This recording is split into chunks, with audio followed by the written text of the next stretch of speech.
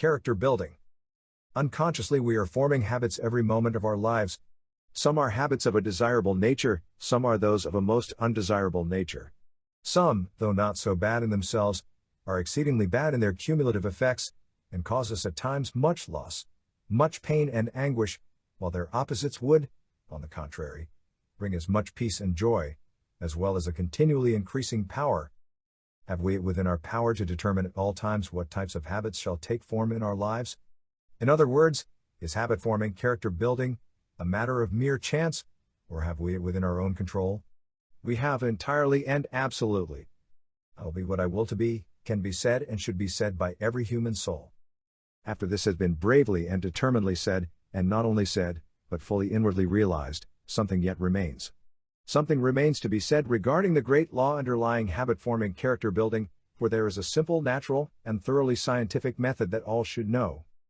A method whereby old, undesirable, earth-binding habits can be broken and new, desirable, heaven-lifting habits can be acquired, a method whereby life in part or in its totality can be changed, provided one is sufficiently in earnest to know and, knowing it, to apply the law. Thought is the force underlying all. And what do we mean by this? Simply this: your every act, every conscious act, is preceded by a thought. Your dominating thoughts determine your dominating actions. In the realm of our own minds we have absolute control, or we should have, and if at any time we have not, then there is a method by which we can gain control, and in the realm of the mind become thorough masters. In order to get to the very foundation of the matter, let us look to this for a moment. For if thought is always parent to our acts, habits, character, life, then it is first necessary that we know fully how to control our thoughts. Here let us refer to that law of the mind which is the same as is the law in connection with the reflex nerve system of the body, the law which says that whenever one does a certain thing in a certain way it is easier to do the same thing in the same way the next time, and still easier the next, and the next, and the next, until in time it comes to pass that no effort is required, or no effort worth speaking of, but on the opposite would require the effort. The mind carries with it the power that perpetuates its own type of thought, the same as the body carries with it through the reflex nerve system the power which perpetuates and makes continually easier its own particular acts. Thus a simple effort to control one's thoughts, a simple setting about it, even if at first failure is the result, and even if for a time failure seems to be about the only result, will in time, sooner or later, bring him to the point of easy, full, and complete control.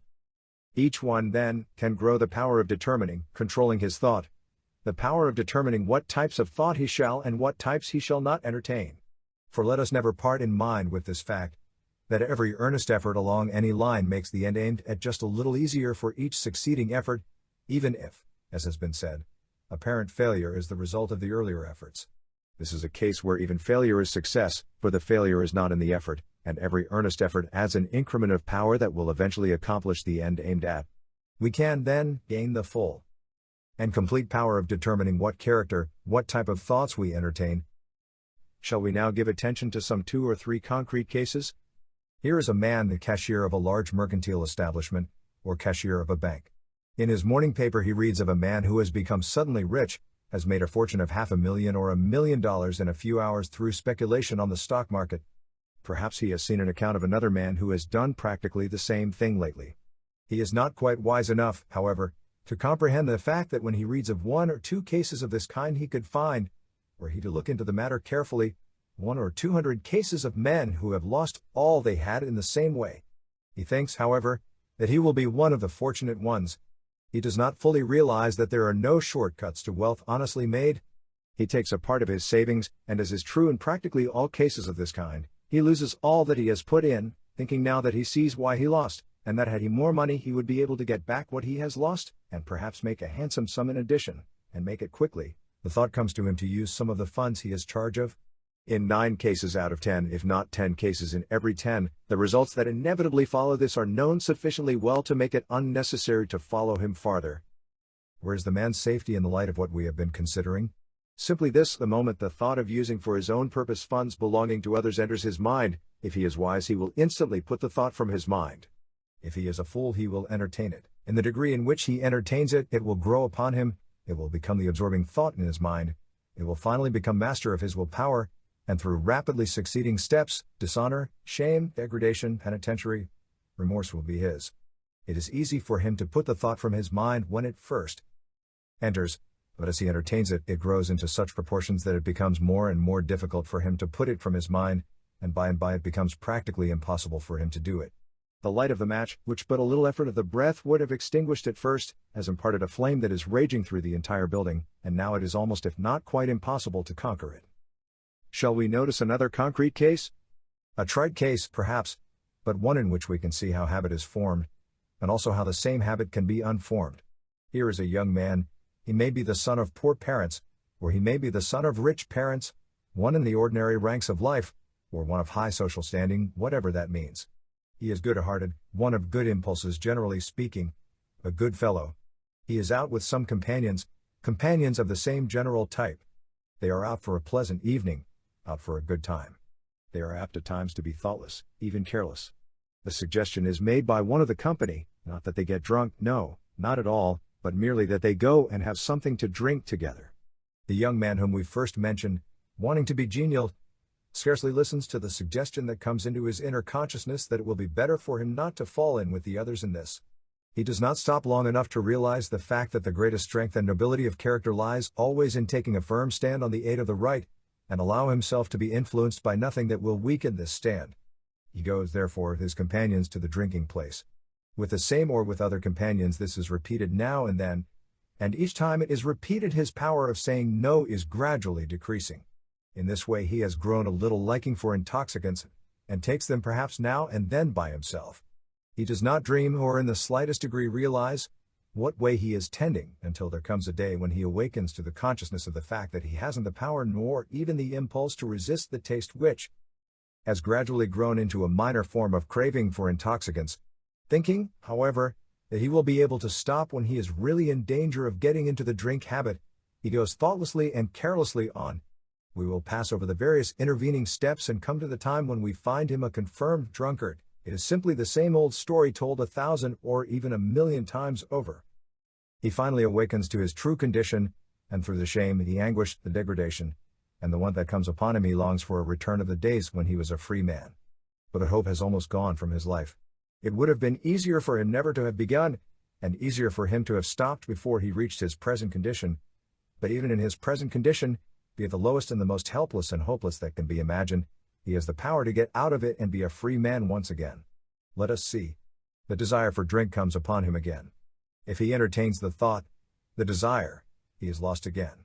His only hope, his only means of escape is this: the moment, very instant the thought comes to him, if he will put it out of his mind he will thereby put out the little flame of the match. If he entertains the thought, the little flame will communicate itself until almost before he is aware of it a consuming fire is raging, and then effort is almost useless. The thought must be banished from the mind the instant it enters. Dalliance with it means failure and defeat, or a fight that will be indescribably fiercer than it would be if the thought is ejected at the beginning. And here we must say a word regarding a certain great law that we may call the law of indirectness. A thought can be put out of the mind easier and more successfully, not by dwelling upon it, not by attempting to put it out directly, but by throwing the mind onto some other object, by putting some other object of thought into the mind. This may be, for example, the ideal of full and perfect self-mastery, or it may be something of a nature entirely distinct from the thought which presents itself, something to which the mind goes easily and naturally. This will in time become the absorbing thought in the mind, and the danger is past. This same course of action repeated will gradually grow the power of putting more readily out of mind the thought of drink as it presents itself, and will gradually grow the power of putting into the mind those objects of thought one most desires. The result will be that as time passes the thought of drink will present itself less and less, and when it does present itself it can be put out of the mind more easily each succeeding time, until the time comes when it can be put out without difficulty, and eventually the time will come when the thought will enter the mind no more at all. Still another case, you may be more or less of an irritable nature naturally, perhaps, provoked easily to anger. Someone says something or does something that you dislike, and your first impulse is to show resentment and possibly to give way to anger. In the degree that you allow this resentment to display itself, that you allow yourself to give way to anger, in that degree will it become easier to do the same thing when any cause, even a very slight cause, presents itself.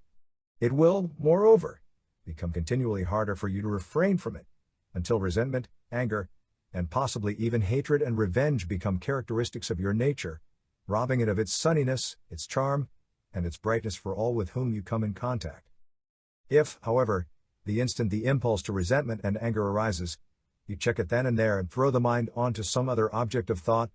The power will gradually grow itself of doing this same thing more readily, more easily, as succeeding like causes present themselves, until by and by the time will come when there will be scarcely anything that can irritate you, and nothing that can impel you to anger, until by and by a matchless brightness and charm of nature and disposition will become habitually yours, a brightness and charm you would scarcely think possible today. And so we might take up case after case, characteristic after characteristic, habit after habit. The habit of fault-finding and its opposite are grown in identically the same way, the characteristic of jealousy and its opposite, the characteristic of fear and its opposite. In this same way we grow either love or hatred. In this way we come to take a gloomy, pessimistic view of life, which objectifies itself in a nature, a disposition of this type, or we grow that sunny, hopeful, cheerful, buoyant nature that brings with it so much joy and beauty and power for ourselves, as well as so much hope and inspiration and joy for all the world. There is nothing more true in connection with human life than that we grow into the likeness of those things we contemplate. Literally and scientifically and necessarily true is it that as a man thinketh in his heart, so is he. His part is his character. His character is the sum total of his habits. His habits have been formed by his conscious acts, but every conscious act is, as we have found, preceded by a thought. And so we have it, thought on the one hand, character, life, and destiny on the other. And simple it becomes when we bear in mind that it is simply the thought of the present moment, and the next moment when it is upon us, and then the next, and so on through all time. One can in this way attain to whatever ideals he would attain to. 2 steps are necessary: first, as the days pass, to form one's ideals, and second, to follow them continually, whatever may arise, wherever they may lead him. Always remember that the great and strong character is the one who is ever ready to sacrifice the present pleasure for the future good. He who will thus follow his highest ideals as they present themselves to him day after day, year after year, will find that as Dante, following his beloved from world to world, finally found her at the gates of paradise, so he will find himself eventually at the same gates. Life is not, we may say, for mere passing pleasure, but for the highest unfoldment that one can attain to, the noblest character that one can grow, and for the greatest service that one can render to all mankind. In this, however, we will find the highest pleasure, for in this the only real pleasure lies. He who would find it by any shortcuts or by entering upon any other paths, will inevitably find that his last state is always worse than his first, and if he proceed upon paths other than these he will find that he will never find real and lasting pleasure at all. The question is not, what are the conditions in our lives? But, how do we meet the conditions that we find there? And whatever the conditions are, it is unwise and profitless to look upon them, even if they are conditions that we would have otherwise, in the attitude of complaint, for complaint will bring depression, and depression will weaken and possibly even kill the spirit that would engender the power that would enable us to bring into our lives an entirely new set of conditions. In order to be concrete, even at the risk of being personal, I will say that there have come at various times into my life circumstances and conditions that I gladly would have run from at the time, conditions that caused at the time humiliation and shame and anguish of spirit. But invariably, as sufficient time has passed, I, or anyone for that matter, have been able to look back and see clearly the part that every experience of the type just mentioned had to play in my life. I have seen the lessons it was essential for me to learn, and the result is that now I would not drop a single one of these experiences from my life, humiliating and hard to bear as they were at the time, no, not for the world. And here is also a lesson I have learned: whatever conditions are in my life today that are not the easiest and most agreeable, and whatever conditions of this type all coming time may bring, I will take them just as they come, without complaint, without depression, and meet them in the wisest possible way, knowing that they are the best possible conditions that could be in my life at the time, or otherwise they would not be there, realizing the fact that, although I may not at the time see why they are in my life, although I may not see just what part they have to play, the time will come, and when it comes I will see it all, and thank God for every condition just as it came. Each one is so apt to think that his own conditions, his own trials or troubles or sorrows, or his own struggles, as the case may be, are greater than those of the great mass of mankind, or possibly greater than those of any one else in the world. He forgets that each one has his own peculiar trials or troubles or sorrows to bear, or struggles and habits to overcome, and that his is but the common lot of all the human race. We are apt to make the mistake in this, in that we see and feel keenly our own trials, or adverse conditions, or characteristics to be overcome, while those of others we do not see so clearly, and hence we are apt to think that they are not at all equal to our own. Each has his own problems to work out. Each must work out his own problems. Each must grow the insight that will enable him to see what the causes are that have brought the unfavorable conditions into his life. Each must grow the strength that will enable him to face these conditions, and to set into operation forces that will bring about a different set of conditions. We may be of aid to one another by way of suggestion, by way of bringing to one another a knowledge of certain higher laws and forces that will make it easier to do that which we would do.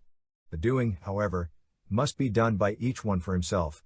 And so the way to get out of any conditioning we have got into, either knowingly or inadvertently, either intentionally or unintentionally, is to take time to look the conditions squarely in the face, and to find the law whereby they have come about. And when we have discovered the law, the thing to do is not to rebel against it, not to resist it, but to go with it by working in harmony with it. If we work in harmony with it, it will work for our highest good, and will take us wheresoever we desire. If we oppose it, if we resist it, if we fail to work in harmony with it, it will eventually break us to pieces. The law is immutable in its workings. Go with it, and it brings all things our way. Resist it, and it brings suffering, pain, loss, and desolation. True it is, then, not what are the conditions in one's life, but how does he meet the conditions that he finds there? This will determine all. And if at any time we are apt to think that our own lot is about the hardest there is, and if we are able at any time to persuade ourselves that we can find no one whose lot is just a little harder than ours, let us then study for a little while the character Pompilia, in Browning's poem, and after studying it, thank God that the conditions in our life are so favorable, and then set about with a trusting and intrepid spirit to actualize the conditions that we most desire. Thought is at the bottom of all progress or retrogression, of all success or failure, of all that is desirable or undesirable in human life. The type of thought we entertain both creates and draws conditions that crystallize about it, conditions exactly the same in nature as is the thought that gives them form. Thoughts are forces, and each creates of its kind, whether we realize it or not. The great law of the drawing power of the mind, which says that like creates like, and that like attracts like, is continually working in every human life, for it is one of the great immutable laws of the universe. For one to take time to see clearly the things he would attain to, and then to hold that ideal steadily and continually before his mind, never allowing faith, his positive thought forces, to give way to or to be neutralized by doubts and fears, and then to set about doing each day what his hands find to do, never complaining, but spending the time that he would otherwise spend in complaint and focusing his thought forces upon the ideal that his mind has built, will sooner or later bring about the full materialization of that for which he sets out. There are those who, when they begin to grasp the fact that there is what we may term a science of thought, when they begin to realize that through the instrumentality of our interior, spiritual thought forces we have the power of gradually molding the everyday conditions of life as we would have them, in their early enthusiasm are not able to see results as quickly as they expect and are apt to think, therefore, that after all there is not very much in that which has but newly come to their knowledge. They must remember, however, that in endeavoring to overcome an old habit or to grow a new habit, everything cannot be done all at once. In the degree that we attempt to use the thought forces do we continually become able to use them more effectively. Progress is slow at first, more rapid as we proceed. Power grows by using, or, in other words, using brings a continually increasing power. This is governed by law the same as are all things in our lives, and all things in the universe about us. Every act and advancement made by the musician is in full accordance with law. No one commencing the study of music can, for example, sit down to the piano and play the piece of a master at the first effort. He must not conclude, however, nor does he conclude, that the piece of the master cannot be played by him or, for that matter, by anyone. He begins to practice the piece. The law of the mind that we have already noticed comes to his aid, whereby his mind follows the music more readily, more rapidly, and more surely each succeeding time, and there also comes into operation to his aid the law underlying the action of the reflex nerve system of the body, which we have also noticed, whereby his fingers coordinate their movements with the movements of his mind more readily, more rapidly, and more accurately each succeeding time, until by and by the time comes when that which he stumbles through at first, that in which there is no harmony, nothing but discord, finally reveals itself as the music of the master, the music that thrills and moves masses of men and women. So it is in the use of the thought forces. It is the reiteration, the constant reiteration of the thought that grows the power of continually stronger thought focusing, and that finally brings manifestation. There is character building not only for the young but for the old as well. And what a difference there is in elderly people. How many grow old gracefully, and how many grow old in ways of quite a different nature. There is a sweetness and charm that combine for attractiveness in old age the same as there is something that cannot be described by these words. Some grow continually more dear to their friends and to the members of their immediate households, while others become possessed of the idea that their friends and the members of their households have less of a regard for them than they formerly had, and many times they are not far wrong. The one continually sees more in life to enjoy, the other sees continually less. The one becomes more dear and attractive to others, the other less so. And why is this? Through chance? By no means. Personally, I do not believe there is any such thing as chance in the whole of human life, nor even in the world or the great universe in which we live. The one great law of cause and effect is absolute, and effect is always kindred to its own peculiar cause, although we may have at times to go back considerably farther than we are accustomed to in order to find the cause, the parent of this or that effect, or actualized, though not necessarily permanently actualized, condition. Why then? The vast difference in the two types of elderly people? The one keeps from worrying, and fearing, and fretting, and foundationless imaginings, while the other seems especially to cultivate these, to give himself or herself especially to them. And why is this? At a certain time in life, differing somewhat in different people, lifelong mental states, habits, and characteristics begin to focus themselves and come to the surface, so to speak, predominating. Thoughts and mental states begin to show themselves in actualized qualities and characteristics as never before, and no one is immune. In the lane leading to the orchard is a tree. For years it has been growing only natural fruit. Not long since it was grafted upon. The spring has come and gone. One half of the tree was in bloom and the other half also. The blossoms on each part could not be distinguished by the casual observer. The blossoms have been followed by young fruit which hangs abundantly on the entire tree. There is but a slight difference in it now, but a few weeks later the difference in form, in size, in color, in flavor, in keeping qualities, will be so marked that no one can fail to tell them apart or have difficulty in choosing between them. The one will be a small, somewhat hard and gnarled, tart, yellowish-green apple, and will keep but a few weeks into the fall of the year. The other will be a large, delicately flavored apple, mellow, deep red in color, and will keep until the tree which bore it is in bloom again. But why this incident from nature's garden? This. Up to a certain period in the fruit's growth, although the interior, forming qualities of the apples were slightly different from the beginning, there was but little to distinguish them. At a certain period in their growth, however, their differing interior qualities began to externalize themselves so rapidly and so markedly that the two fruits became of such a vastly different type that, as we have seen, no one could hesitate in choosing between them. And knowing once the soul, the forming, the determining qualities of each, we can thereafter tell beforehand with a certainty that is quite absolute what it, the externalized product of each portion of the tree, will be. And it is quite the same in human life.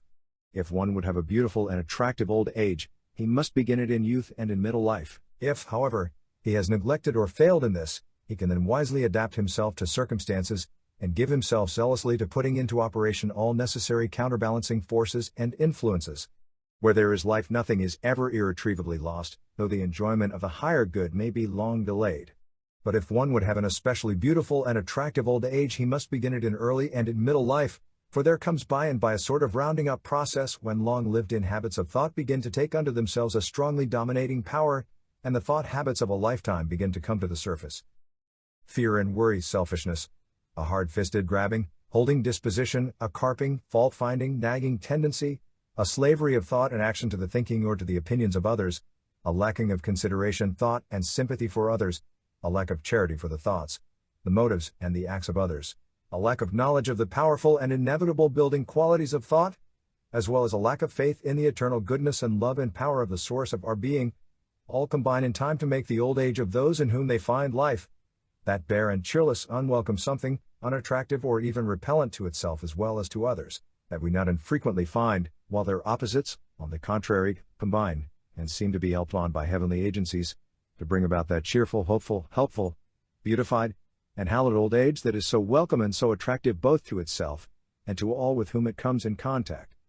Both types of thoughts, qualities, and dispositions, moreover, externalize themselves in the voice, in the peculiarly different ways in which they mark the face, in the stoop or lack of stoop in the form, as also in the healthy or unhealthy conditions of the mind and body, and their susceptibility to disorders and weaknesses of various kinds. It is not a bad thing for each one early to get a little philosophy into his life. It will be of much aid as he advances in life. It will many times be a source of great comfort, as well as of strength, in trying times and in later life. We may even, though gently perhaps, make Sport of the one who has his little philosophy, but unless we have something similar, the time will come when the very lack of it will deride us. It may be at times, though not necessarily, that the one who has it is not always so successful in affairs when it comes to a purely money or business success, but it supplies many times a very real something in life that the one of money or business success only is starving for, though he doesn't know what the real lack is, and although he hasn't money enough in all the world to buy it, did he know, it is well to find our center early, and if not early then late, but late or early. The thing to do is to find it. While we are in life, the one essential thing is to play our part bravely and well and to keep our active interest in all its varying phases, the same as it is well to be able to adapt ourselves always to changing conditions. It is by the winds of heaven blowing over it continually and keeping it in constant motion, or by its continual onward movement, that the water in pool or stream is kept sweet and clear, for otherwise it would become stagnant and covered with slime. If we are attractive or unattractive to ourselves and to others, the cause lies in ourselves. This is true of all ages, and it is well for us, young or old, to recognize it. It is well, other things being equal, to adapt ourselves to those about us, but it is hardly fair for the old to think that all the adapting should be on the part of the young, with no kindred duty on their part. Many times old age loses much of its attractiveness on account of a peculiar notion of this kind. The principle of reciprocity must hold in all ages in life, and whatever the age, if we fail to observe it, it results always sooner or later in our own undoing. We are all in life's great play, comedy and tragedy, smiles and tears, sunshine and shadow, summer and winter, and in time we take all parts. We must take our part, whatever it may be, at any given time, always bravely and with a keen appreciation of every opportunity, and a keen alertness at every turn as the play progresses. A good entrance and a good exit contribute strongly to the playing of a deservedly worthy role. We are not always able perhaps to choose just as we would the details of our entrance, but the manner of our playing and the manner of our exit we can all determine, and this no man, no power can deny us. This in every human life can be made indeed most glorious, however humble it may begin, or however humble it may remain or exalted it may become, according to conventional standards of judgment. To me, we are here for divine self-realization through experience. We progress in the degree that we manipulate wisely all things that enter into our lives, and that make the sum total of each one's life experience. Let us be brave and strong in the presence of each problem as it presents itself, and make the best of all. Let us help the things we can help, and let us be not bothered or crippled by the things we cannot help. The great God of all is watching and manipulating these things most wisely, and we need not fear or even have concern regarding them, to live to our highest in all things that pertain to us, to lend a hand as best we can to all others for this same end, to aid in righting the wrongs that cross our path by means of pointing the wrongdoer to a better way, and thus aiding him in becoming a power for good, to remain in nature always sweet and simple and humble, and therefore strong, to open ourselves fully and to keep ourselves as fit channels for the divine power to work through us, to open ourselves and to keep our faces always to the light, to love all things and to stand in awe or fear of nothing save our own wrongdoing, to recognize the good lying at the heart of all things, waiting for expression all in its own good way and time. This will make our part in life's great and as yet not fully understood play truly glorious, and we need then stand in fear of nothing, life nor death, for death is life. Or rather, it is the quick transition to life in another form, the putting off of the old coat and the putting on of a new, the falling away of the material body and the taking of the soul to itself a new and finer body, better adapted to its needs and surroundings in another world of experience and growth and still greater divine self-realization, a going out with all that it has gained of this nature in this world, but with no possessions material, a passing not from light to darkness, but from light to light, a taking up of life in another from just where we leave it off here, an experience not to be shunned or dreaded or feared, but to be welcomed when it comes in its own good way and time. All life is from within out. This is something that cannot be reiterated too often. The springs of life are all from within. This being true, it would be well for us to give more time to the inner life than we are accustomed to give to it, especially in this Western world. There is nothing that will bring us such abundant returns as to take a little time in the quiet each day of our lives. We need this to get the kinks out of our minds, and hence out of our lives. We need this to form better the higher ideals of life. We need this in order to see clearly in mind the things upon which we would concentrate and focus the thought forces. We need this in order to make continually anew and to keep our conscious connection with the infinite. We need this in order that the rush and hurry of our everyday life does not keep us away from the conscious realization of the fact that the spirit of infinite life and power that is back of all, working in and through all, the life of all, is the life of our life, and the source of our power, and that outside of this we have no life and we have no power. To realize this fact fully, and to live in it consciously at all times, is to find the kingdom of God, which is essentially an inner kingdom, and can never be anything else. The kingdom of heaven is to be found only within, and this is done once for all, and in a manner in which it cannot otherwise be done, when we come into the conscious, living realization of the fact that in our real selves we are essentially one with the divine life, and open ourselves continually so that this divine life can speak to and manifest through us. In this way we come into the condition where we are continually walking with God. In this way the consciousness of God becomes a living reality in our lives, and in the degree in which it becomes a reality does it bring us into the realization of continually increasing wisdom, insight, and power. This consciousness of God in the soul of man is the essence, indeed, the sum and substance, of all religion. This identifies religion with every act and every moment of everyday life. That which does not identify itself with every moment of every day and with every act of life is religion, in name only and not in reality. This consciousness of God in the soul of man is the one thing uniformly taught by all the prophets, by all the inspired ones, by all the seers and mystics in the world's history, whatever the time, wherever the country, whatever the religion, whatever minor differences we may find in their lives and teachings. In regard to this they all agree, indeed, this is the essence of their teaching, as it has also been the secret of their power and the secret of their lasting influence. It is the attitude of the child that is necessary before we can enter into the kingdom of heaven. As it was said, "Except ye become as little children, ye cannot enter into the kingdom of heaven." For we then realize that of ourselves we can do nothing, but that it is only as we realize that it is the divine life and power working within us, and it is only as we open ourselves that it may work through us, we are or can do anything. It is thus that the simple life, which is essentially the life of the greatest enjoyment and the greatest attainment, is entered upon. In the Orient the people as a class take far more time in the quiet, in the silence, than we take. Some of them carry this possibly to as great an extreme as we carry the opposite, with the result that they do not actualize and objectify in the outer life the things they dream in the inner life. We give so much time to the activities of the outer life that we do not take sufficient time in the quiet to form in the inner, spiritual, thought life the ideals and the conditions that we would have actualized and manifested in the outer life. The result is that we take life in a kind of haphazard way, taking it as it comes, thinking not very much about it until, perhaps, pushed by some bitter experiences, instead of molding it, through the agency of the inner forces, exactly as we would have it. We need to strike the happy balance between the custom in this respect of the Eastern and Western worlds, and go to the extreme of neither the one nor the other. This alone will give the ideal life, and it is the ideal life only that is the thoroughly satisfactory life. In the Orient there are many who are day after day sitting in the quiet, meditating, contemplating, idealizing, with their eyes focused on their stomachs in spiritual reverie, while through lack of outer activities, in their stomachs, they are actually starving. In this Western world, men and women in the rush and activity of our accustomed life, are running hither and thither, with no center, no foundation upon which to stand, nothing to which they can anchor their lives, because they do not take sufficient time to come into the realization of what the center, of what the reality of their lives is. If the Oriental would do his contemplating, and then get up and do his work, he would be in a better condition, he would be living a more normal and satisfactory life. If we in the Occident would take more time from the rush and activity of life for contemplation, for meditation, for idealization, for becoming acquainted with our real selves, and then go about our work manifesting the powers of our real selves, we would be far better off, because we would be living a more natural, a more normal life. To find one's center, to become centered in the infinite, is the first great essential of every satisfactory life, and then to go out, thinking, speaking, working, loving, living, from this center. In the highest character building, such as we have been considering, there are those who feel they are handicapped by what we term heredity. In a sense they are right, in another sense they are totally wrong. It is along the same lines as the thought which many before us had inculcated in them through the couplet in the New England Primer, "In Adam's fall, we sinned all."